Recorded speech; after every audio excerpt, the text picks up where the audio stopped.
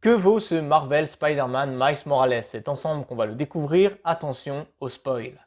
N'hésitez pas à liker et vous abonner si la vidéo et mon YouTube vous plaisent.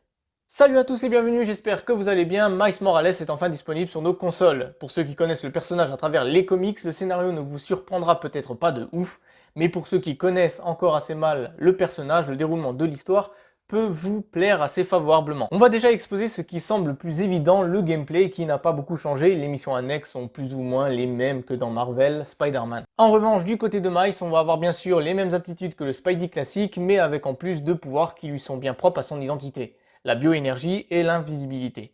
Ça va quelque peu changer la façon de jouer, rendant peut-être les combats plus explosifs avec l'aide de la bioénergie et peut-être aussi plus efficaces contre certains ennemis comme le Rhino. Le début de l'histoire, elle est plutôt simple. Peter part en vacances, laissant Miles s'occuper temporairement de New York seul. Il va donc se retrouver entre deux camps qui s'affrontent. D'un côté, un gang qui se fait appeler l'Underground. De l'autre côté, Roxxon, une société corrompue qui a pris en charge la sécurité de la ville, un peu comme Silver Sable dans le précédent Spider-Man.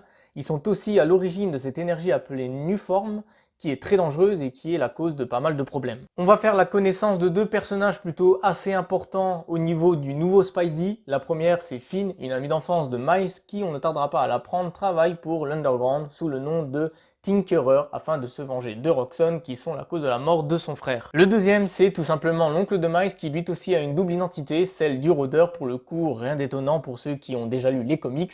Il travaille également pour Roxxon. Miles va donc se retrouver un peu secoué dans tous les sens avec toutes ces révélations. Le point faible de ce nouveau Spider-Man est la durée, qui franchement est beaucoup trop courte. Même si l'histoire est quand même relativement intéressante. Ça manque aussi d'ennemis récurrents de l'homme araignée, à part le Rhino que l'on combat plusieurs fois au cours de l'histoire, c'est un peu léger. On a le droit à une scène post-générique, tout comme à la fin de Marvel Spider-Man. On voit Norman Osborn qui ordonne la libération de son fils qui est pourtant encore malade. Encore maintenant, on ignore si Harry sera un nouveau Bouffon Vert ou encore un nouveau Venom. En tout cas, si on suit les comics de Miles Morales, les jours de Peter sont en danger, il n'est pas impossible qu'il meure. Je pense que le Marvel Spider-Man 2 va être fou et je pense qu'on peut s'attendre d'ores et déjà à un duo de Spidey, ce qui n'a jamais été fait pour l'instant en jeu vidéo.